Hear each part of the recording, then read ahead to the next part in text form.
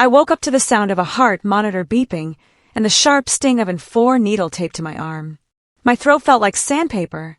The anesthesia fog was just starting to lift when I saw him. Trent Lawson stood at the foot of my hospital bed, not alone. A man in a gray suit stood beside him, holding a manila folder.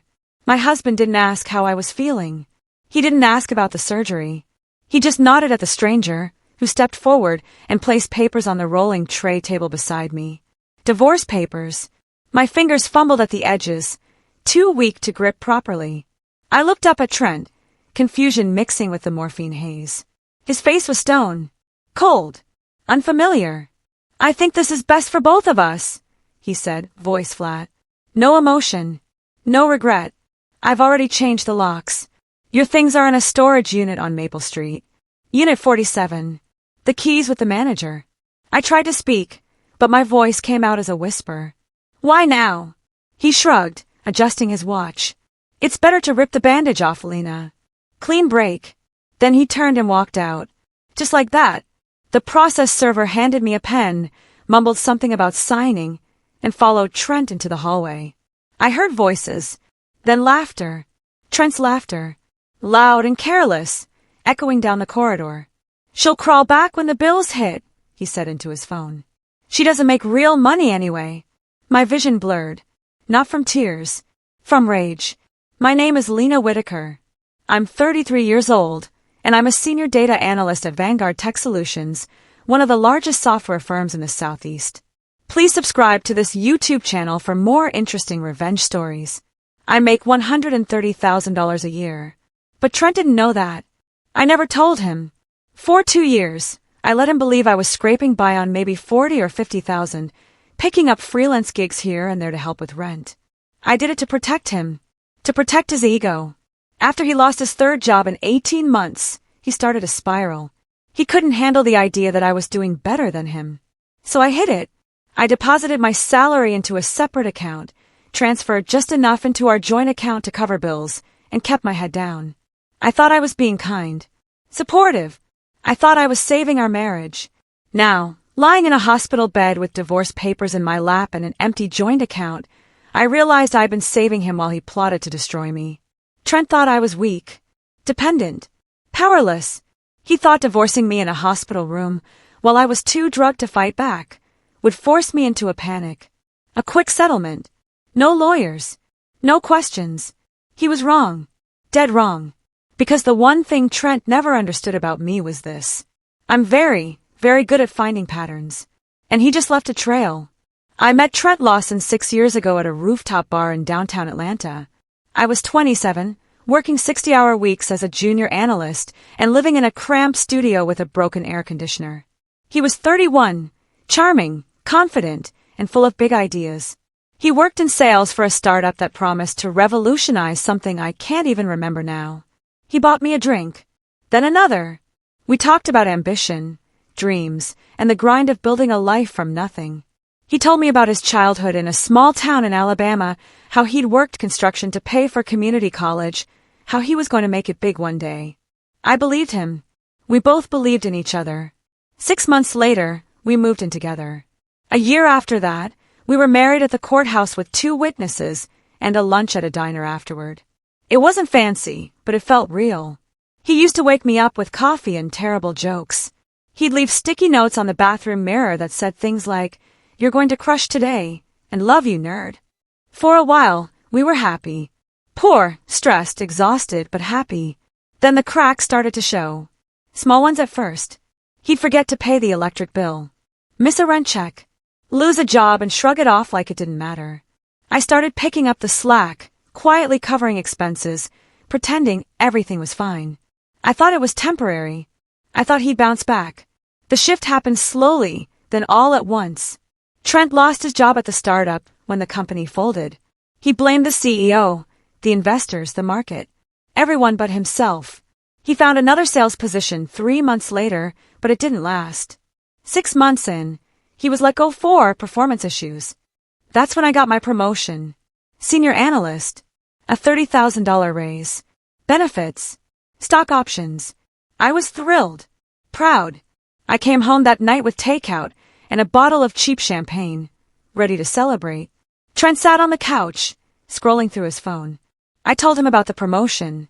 He looked up, smiled briefly, then said, "That's great, babe. Don't gloat, though. It's not a good look." I laughed, thinking he was joking. He wasn't. Over the next few months, I learned to stay quiet about work. I stopped mentioning raises, bonuses, or wins. When I got invited to speak at a conference, I told him it was just a small panel. When I was featured in a company newsletter, I didn't bring it up. I became smaller so he could feel bigger. I thought I was being a good wife. I thought I was protecting him. I didn't realize I was erasing myself. The warning signs were there. I just refused to see them. Late-night client meetings that didn't match his calendar. Expensive dinners charged to our credit card that he never mentioned. New cologne. New shirts. A sudden interest in the gym. One night, I found a hotel receipt tucked into his jacket pocket. The Grand Palms. Downtown. 2 nights, King Suite. I confronted him carefully, voice steady, no accusations. Just questions. He looked me in the eye and lied. "Client retreat," he said. "Networking thing. I told you about it." He hadn't, but I wanted to believe him. I wanted to believe that our marriage was still intact, that the distance I felt was just stress, just bad luck, just a phase. So I swallowed my doubts. I pushed the receipt to the back of my mind and focused on work, on paying the bills, on keeping us afloat. Then came the surgery. A routine procedure, they said. Ovarian cyst removal. Outpatient recovery, maybe a week off work. I scheduled it for a Friday, thinking I'd be back to normal by Monday. Trent drove me to the hospital that morning. He kissed my forehead in the waiting room. "You've got this," he said. I believed him. I woke up to divorce papers. The first thing I did after Trent left was check my phone. My hands shook as I opened the banking app. The joint account was empty. Completely drained. $6,000 gone. I refreshed the screen twice, thinking it was an error. It wasn't. The transactions showed multiple transfers, all dated 2 days earlier. The day before my surgery. He'd planned this. While I was getting prepped for anesthesia, he was clearing out our money. I checked the insurance portal next.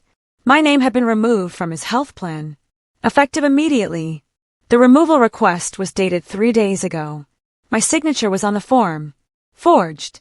Badly forged. I stared at the screen, feeling the morphine wear off and the pain settle in. Not just physical pain. Something deeper. Sharper. Trent didn't just leave me. He sabotaged me. He waited until I was unconscious, helpless, and vulnerable, then pulled the rug out from under me.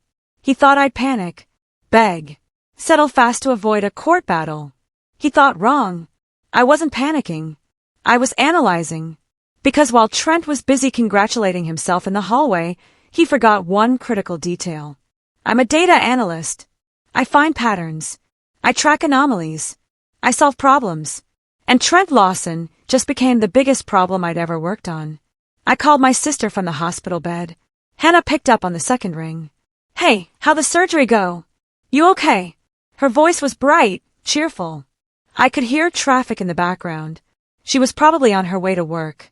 "He left me," I said. My voice cracked. Not from sadness. From fury. There was a long pause. Then Hannah's voice dropped, ice cold. "What?" "Trent. He served me divorce papers. In the hospital. Just now. While I was waking up from anesthesia." I heard her suck in a breath. "Are you serious?" He emptied the joint account. Forged my signature to remove me from his insurance. Changed the locks. Moved my stuff into storage. I rattled off the facts like I was reading a report.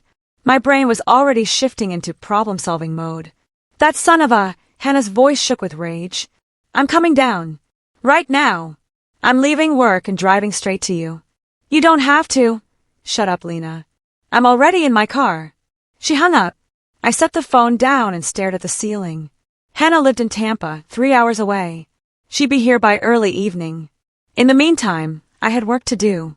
I pulled my laptop bag from under the bed. The nurses had stored it there when I checked in. I opened it carefully, balancing it on my lap, and powered it on. The screen glowed. I logged into my accounts. All of them. Banking. Credit cards. Insurance. Investment portfolios. And then I started digging. Data analysis is pattern recognition. You look at thousands of transactions, identify anomalies, and trace them back to their source. It's what I do every day for Vanguard, and now I was doing it for myself. I pulled up 6 months of bank statements from our joint account. At first glance, everything looked normal. Rent, groceries, utilities, but then I filtered by vendor, sorted by frequency, cross-reference dates. That's when I saw it. A recurring transfer. Every 2 weeks, like clockwork. $500, sent to an account labeled S. Dale Consulting. I didn't recognize the name.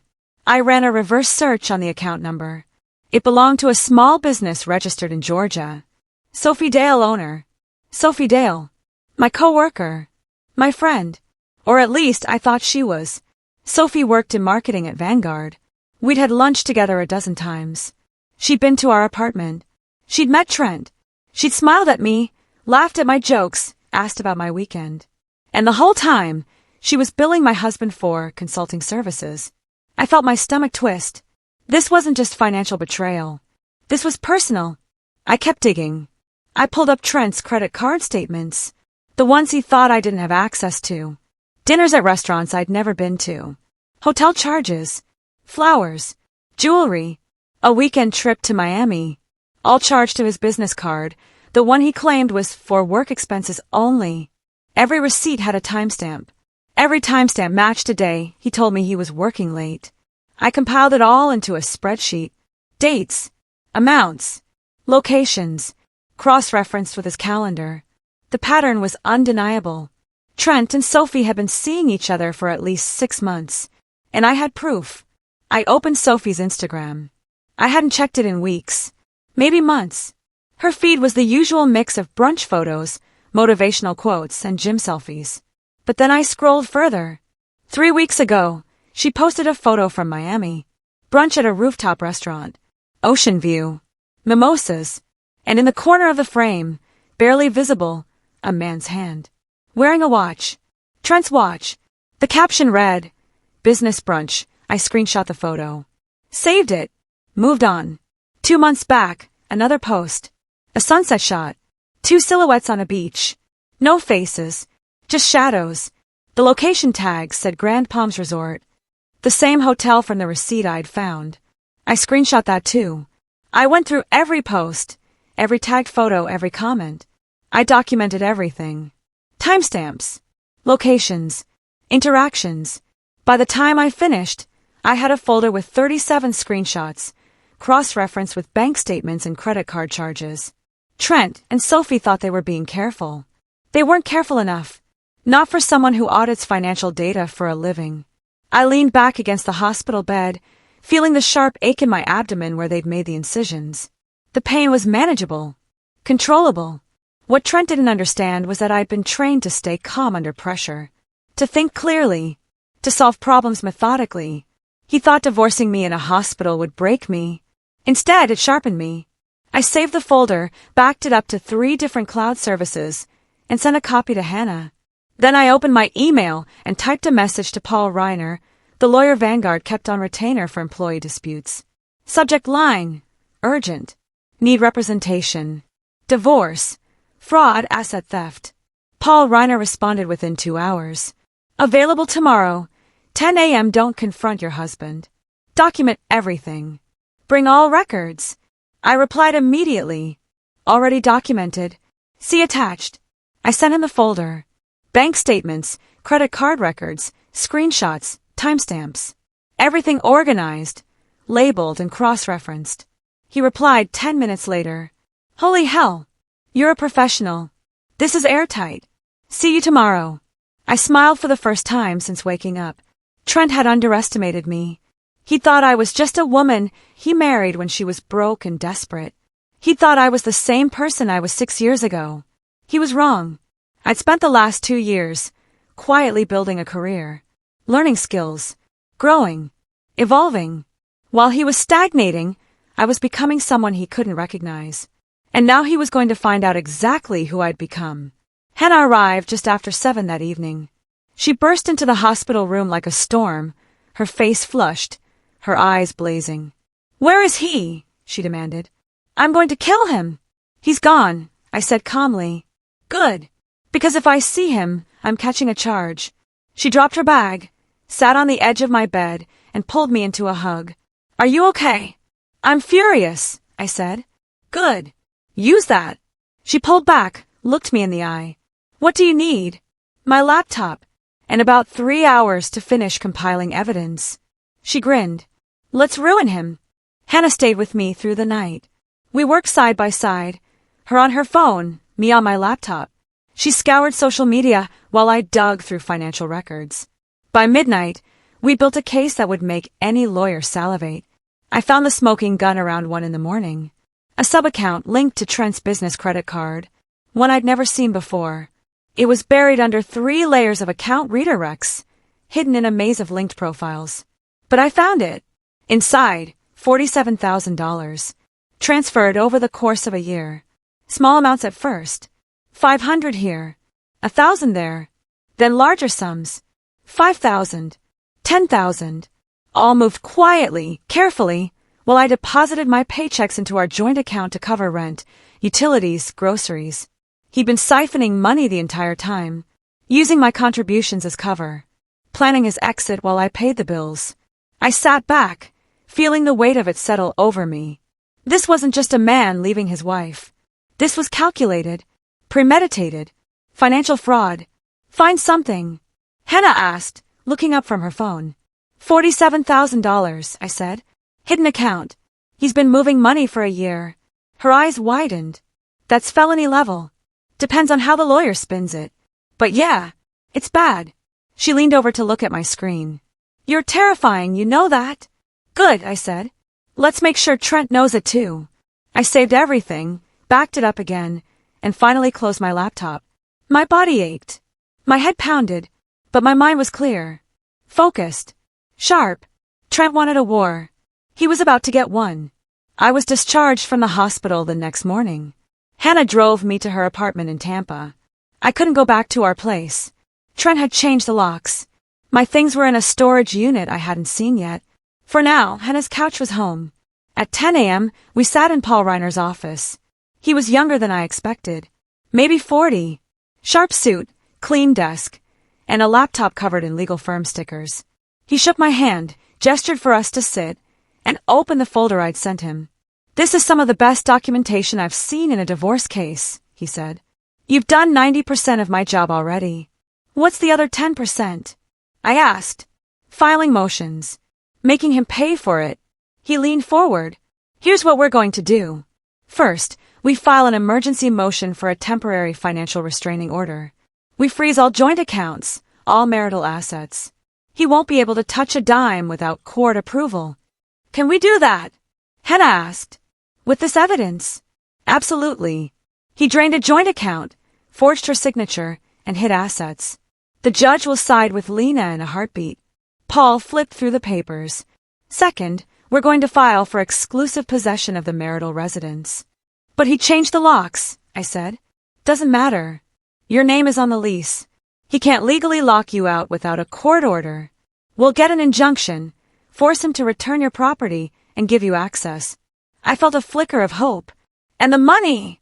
We'll make him account for every dollar. The hidden account, the transfers, the credit card charges. All of it. Paul smiled. He thought he was being smart, but he left a paper trail a mile long. We're going to bury him with it. The motion was filed that afternoon. By evening, Trent knew. He showed up at Hannah's apartment just after 8, pounding on the door. Lena! Open up! Hannah looked at me. I shook my head. She walked to the door, opened it just enough to block him, and crossed her arms. She's not talking to you. This is insane. Trent's voice was loud, frantic. She can't just freeze the accounts. I need that money. Should have thought of that before you emptied the joint account while she was in surgery, Hannah said coldly. That's my money too. Take it up with the judge. She started to close the door. He shoved his foot in the gap. Let me talk to her. I stood up from the couch, walked to the door, and looked him in the eye. His face was red, panicked. Nothing like the cold, confident man who'd served me divorce papers 2 days ago. You lawyered up, he said, voice shaking. Funny, I said. So did you. His jaw clenched. You're making a huge mistake, Lena. No, Trent. You did. I stepped back. Hannah slammed the door. We heard him kick it once, swear, then storm off. I exhaled slowly, feeling my hands shake. Not from fear. From adrenaline. Hannah turned to me, grinning. That felt good, didn't it? Yeah, I said. It really did. On Monday, I went back to work. My body was still sore, but I couldn't afford to stay home. I had bills to pay, a lawyer to fund, and a case to win. I walked into Vanguard's office at 8:30, swiped my badge, and headed straight to my desk. Sophie was already there, sitting 2 rows over, typing away like nothing had happened. I didn't approach her. Not yet. I sat down, opened my laptop, and started working. Around 10, she got up to refill her coffee. I stood, grabbed my mug, and followed her to the break room. She saw me and froze. Lena. Hey. I heard about. Don't. I said quietly. She set her mug down, her hands trembling. It's not what you think. Really? I stepped closer. Because I think you've been sleeping with my husband for 6 months. I think you've been billing him for fake consulting services. And I think you knew exactly what you were doing. Her face went pale. He told me you two were separated. We weren't, he said. I don't care what he said, Sophie. I have bank records, credit card statements, hotel receipts, Instagram posts, all of it time-stamped and cross-referenced. Her mouth opened, but no sound came out. You want to explain the $500 transfers every 2 weeks? Or the Miami trip?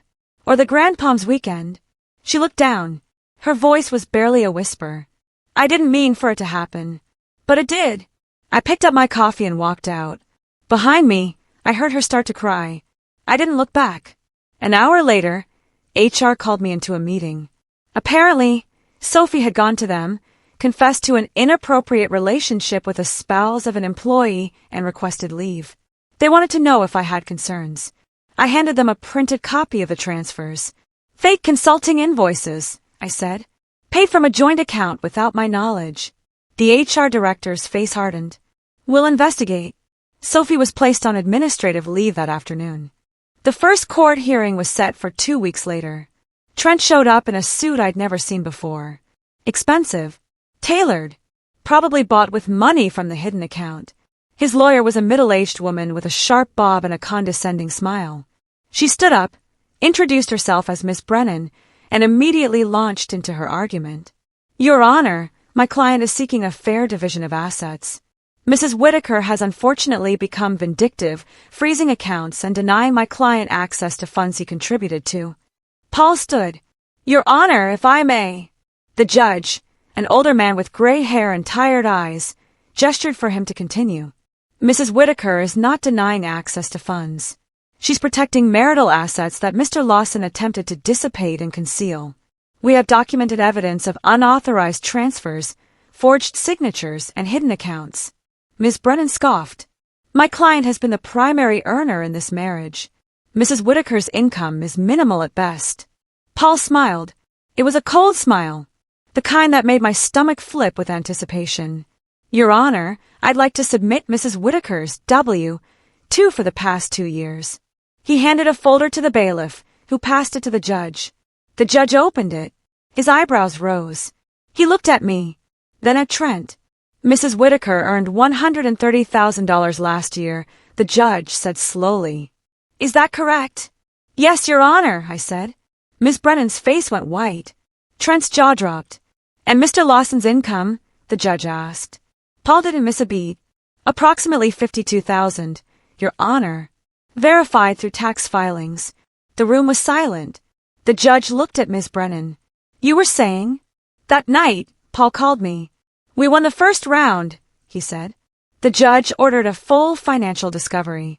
Trent's going to have to account for every dollar he moved, every account he opened, every transaction he made. What does that mean for me? I asked. It means we're in control now. He thought he could steamroll you. Instead, he's buried under evidence. I felt a weight lift off my chest. What's next? We wait. Let him panic.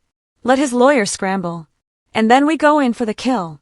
I hung up and stared out the window of Hannah's apartment. For the first time since waking up in that hospital bed, I felt something close to hope. Trent had underestimated me. He'd thought I was weak, dependent, and desperate. He'd thought divorcing me while I was vulnerable would force a fast, quiet settlement. He was wrong, and now he was paying for it. Over the next few days, I kept working. I kept documenting, and I kept finding more evidence, including something I hadn't expected. I was reviewing the security footage from our apartment building. I'd set up a Ring camera in the hallway months ago, mostly for package theft. But it also captured everyone who entered and left our unit. I scrolled through the footage, looking for anything unusual. And then I found it. 2 days after my surgery, while I was still in the hospital. Trent and Sophie, entering our apartment, carrying boxes. They spent 3 hours inside. When they left, the boxes were labeled donations. I watched the footage again and again. They'd gone through my things, packed them up, labeled them for disposal. While I was unconscious, I saved the video, sent it to Paul. His response was immediate. That's breaking and entering. Possibly theft. We're adding it to the case. The second hearing was brutal. Paul presented the Ring camera footage. The judge watched in silence. When it finished, he looked at Trent. You entered the marital residence without your wife's knowledge or consent. You removed her belongings. You labeled them for donation. While she was hospitalized, Trent opened his mouth, closed it. His lawyer jumped in. Your Honor, my client was under the impression that... I don't care what impression he was under, the judge said sharply. This is unacceptable. He turned to Paul. What are you requesting? Exclusive possession of the marital residence, Your Honor. Mrs. Whitaker should not be forced to share space with someone who has demonstrated clear intent to harm her financially and emotionally. The judge nodded. Granted. Mr. Lawson, you have 72 hours to vacate the premises. Mrs. Whitaker will be given new keys and full access. If you attempt to enter without her permission, you will be held in contempt. Trent's face turned red. He started to stand. His lawyer pulled him back down. Furthermore, the judge continued, all joint accounts will remain frozen pending final dissolution. Mr. Lawson, you are ordered to provide a full accounting of the $47,000 discovered in your hidden account. Ms. Brennan looked like she'd been slapped. Your Honor, my client has 72 hours, the judge repeated. This hearing is adjourned. We walked out of the courtroom. Trent was waiting in the hallway. He stepped in front of me, desperation written all over his face. Lena, please. We can still fix this. I looked at him. Really looked at him. This man I'd loved. This man I'd protected. This man I'd made myself smaller for. No, Trent, I said calmly. We can't. He reached for my arm. Paul stepped between us. Don't touch her. Trent backed off. His voice cracked. You're ruining me. No, I said. You did that yourself. I walked past him. I didn't look back. Word spread fast. Within a week, everyone in our social circle knew. Friends started reaching out. Some offered support. Others just wanted gossip. I ignored most of them. I didn't need validation from people who'd stayed silent when Trent was cheating. But a few surprised me. Alyssa, a woman I'd met at a work conference, sent me a message. I heard what happened. For what it's worth, you didn't deserve any of this. Stay strong. I replied with a simple thank you. Then she added, also, everyone at Vanguard is talking. Sophie's contract got terminated, officially for ethics violations. I blinked at the screen. Sophie was gone. Fired. For what she'd done. I didn't feel victorious. I just felt tired. Another message came through. This one from Trent's brother, Kyle. Lena, I don't know what to say. I'm so sorry. I had no idea. I didn't respond. Kyle had always been kind to me, but this wasn't his mess to clean up. The whispers followed me everywhere. At work. At the grocery store. At the coffee shop near Hannah's apartment. People stared. Pointed. Whispered. That's her. The one whose husband served her divorce papers in the hospital. I kept my head high. I didn't owe anyone an explanation. I didn't owe anyone anything. One afternoon, my dad called. Kiddo, he said. His voice was soft. Gentle. I heard. Yeah. You doing okay? I'm handling it. There was a long pause. Then he said, Don't let this harden you, Lena. Let it sharpen you. I closed my eyes, feeling the weight of his words. I will, Dad. Good. And if you need anything at all, you call me. I will. I hung up and sat on the couch, staring at the ceiling. I wasn't hardened. I was focused, clear, sharp, and I was going to win. Discovery Day arrived 3 weeks later. Paul laid out everything we'd compiled. Bank statements, credit card records, transfer logs, Instagram screenshots, Ring camera footage, emails, text messages. The opposing lawyer, Ms. Brennan, turned pale as she flipped through the binder. Trent sat beside her, silent, defeated. The judge reviewed the evidence carefully. Then he looked at Trent. Mr. Lawson, do you have anything to say in your defense? Trent cleared his throat. I made mistakes, Your Honor, but I never intended. You drained a joint account while your wife was in surgery, the judge interrupted. You forged her signature. You hid assets. You removed her belongings without consent. These aren't mistakes, Mr. Lawson. This is fraud. Trent slumped in his chair. The judge turned to me. Mrs. Whitaker, you've presented a comprehensive, well-documented case. I commend your diligence and restraint throughout this process. Thank you, Your Honor. He looked back at Trent. I'm ordering the immediate return of all funds removed from joint accounts. Mr. Lawson, you are also ordered to repay Mrs. Whitaker for any financial harm caused by your actions. This includes legal fees, storage fees, and any other documented expenses. Ms. Brennan tried to object. Your Honor, my client doesn't have. Then he should have thought of that before committing fraud, the judge said coldly. Furthermore, Mrs. Whitaker is granted exclusive possession of the marital residence. The lease will be transferred to her name. Mr. Lawson, you have forfeited any claim to the property. Trent's head dropped into his hands. This case is continued for final dissolution in 30 days. Until then, all orders remain in effect. The gavel came down. We walked out of the courthouse into the bright afternoon sun. Paul shook my hand. You did it. We did it. I corrected. He smiled. Fair enough. But seriously, Lena, you were incredible in there. Calm, composed, and ruthless. Most people fall apart during this process. You didn't even flinch. I've had practice staying calm under pressure. He laughed. Clearly. So what's next for you? I thought about it. I'm going to get my life back. He nodded. You deserve it. I watched him walk to his car, then turned to Hannah, who'd been waiting on the courthouse steps.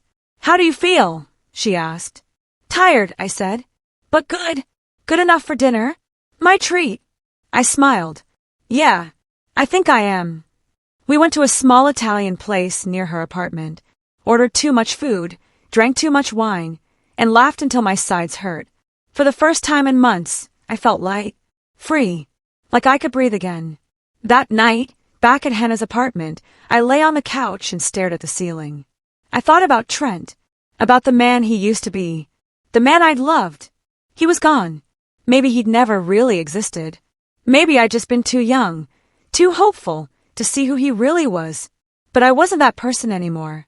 I was stronger now, sharper, more careful, and I wasn't going to let anyone make me feel small ever again. A week later, Trent cornered me outside the apartment building. I was carrying groceries, keys in hand, when he stepped out from behind a parked car. Lena, please, just talk to me. I stopped, looked at him.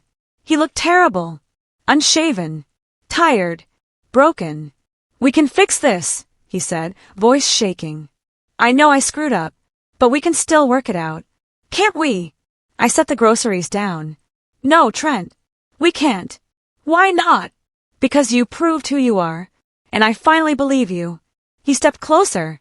I made a mistake. One mistake. One. I laughed bitterly. You cheated. You lied. You stole. You served me divorce papers in a hospital bed. You emptied our accounts, forged my signature, and tried to throw away my belongings while I was unconscious. That's not one mistake, Trent. That's a pattern. His face crumbled. You've ruined me. No, I said. You did that yourself. A flash went off. I turned. A photographer stood across the street. Great. Local news had picked up the story. Trent noticed too. He panicked, turned, and ran. The photographer shouted questions. I ignored them, picked up my groceries, and went inside. The next day, the story hit. Local woman wins court battle after hospital divorce ambush. The article included photos of Trent leaving the courthouse looking defeated. His reputation, already shaky, was destroyed. His startup mentor image, the one he'd carefully cultivated, was gone. And I didn't feel guilty. Not even a little. 2 days later, a letter arrived in the mail. Hannah brought it to me while I was working on my laptop.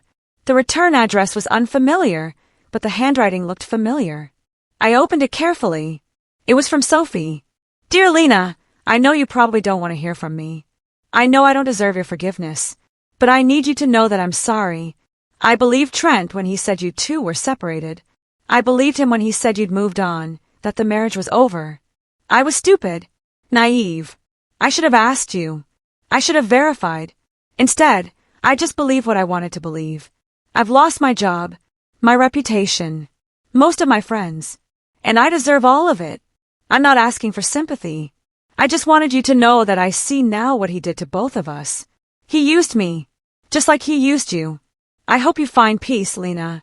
I really do. You deserve so much better than what we put you through. Sophie. I read it twice. Then I walked to the kitchen, held the letter over the sink, and lit it with a match. I watched it burn. I watched the paper curl and blacken and turn to ash. Sophie's apology didn't change anything. It didn't undo the betrayal. It didn't erase the months of lies. Closure didn't come from her words. It came from watching the ashes wash down the drain. Hannah leaned against the doorway. Feel better? Yeah, I said. I really do. The final hearing was almost anticlimactic. We walked into the courtroom on a cold Thursday morning. Trent was already there, sitting beside Miss Brennan. He looked smaller somehow. Deflated. The judge reviewed the final settlement. Mr. Lawson is ordered to repay $47,000 to Mrs. Whitaker within 90 days. He is denied any claim to spousal support. The marital residence is awarded to Mrs. Whitaker. All jointly held assets are divided equitably with consideration given to Mr. Lawson's financial misconduct. Ms. Brennan started to object, but the judge held up a hand. Furthermore, Mr. Lawson is ordered to pay Mrs. Whitaker's legal fees in full. This case demonstrated clear bad faith and fraudulent conduct. The court does not reward such behavior. Trent's voice was barely audible. Your Honor, I don't have that kind of money. Then I suggest you find it, the judge said coldly. You had no problem accessing funds when it suited your purposes. You'll find a way. The gavel came down. This marriage is dissolved. Court is adjourned. Trent stood slowly. He looked at me across the courtroom. His eyes were red, broken. You ruined me, he whispered. I stood, gathered my papers, and walked past him. No, Trent, I said softly. You did that yourself. I just made sure everyone could see it. I walked out of the courtroom with Paul and Hannah beside me. Outside, the sun was shining. Birds were singing. The air felt crisp and clean. How do you feel? Paul asked. Free, I said. And I meant it. 3 months later, I was back in my apartment. Our apartment. No, my apartment now. The lease was in my name. The locks had been changed. The space felt different. Lighter. I'd repainted the walls, donated half the furniture, and bought new curtains. It didn't feel like the place I'd shared with Trent anymore. It felt like mine. I started something new. Something I'd been thinking about since the night I burned Sophie's letter. I called it the Whitaker Fund, a small grant program for women who'd been financially blindsided during medical crises. Women who'd been left vulnerable, betrayed, and abandoned when they needed support most. I funded it with part of the settlement money Trent had been ordered to repay. $47,000 redistributed to help others. I set up a website, created an application process, reached out to local hospitals and women's shelters. Within 2 weeks, the application started coming in. Stories from women across the state. Women who'd been divorced during cancer treatment. Women whose husbands had emptied accounts while they were in labor. Women who'd woken up from surgery to find themselves alone and broke. I read every application, cried over some of them, funded as many as I could. Local news picked up the story. Data analyst creates fund for women betrayed during medical crises. The article went viral. My inbox flooded with messages. Thank you notes, donation offers, women sharing their own stories.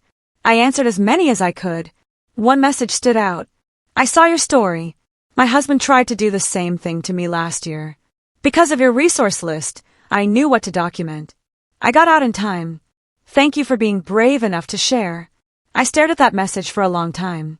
Then I saved it, printed it, pinned it to my bulletin board. This was why I'd done it. Not for revenge. Not for vindication. For this. 1 year later, I woke up to sunlight streaming through my bedroom window. I made coffee in my quiet kitchen, sat at my table with my laptop, reviewing grant applications for the Whitaker Fund. We'd grown, expanded, helped over 50 women in the past year. I'd hired an assistant to help manage applications, set up partnerships with legal aid organizations, created a network of resources for women who needed help fast. My phone buzzed. A text from Hannah. Still on for brunch? Absolutely, I replied. I got dressed, grabbed my keys, and stepped out into the hallway. New keys, new locks, new life. As I walked to my car, I thought about Trent. I didn't think about him often anymore. But when I did, I didn't feel anger. I didn't feel sadness. I just felt grateful.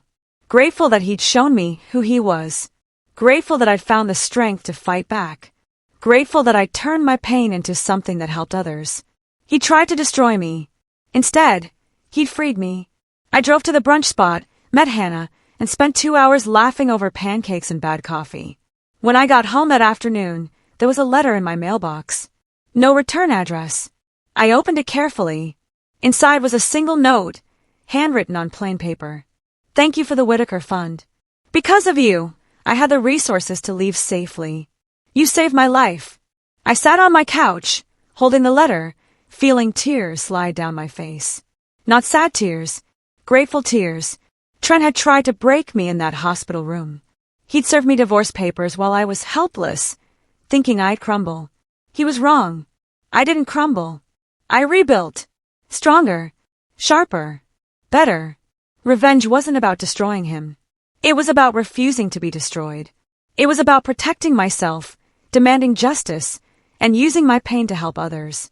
It was about peace, and I finally had it.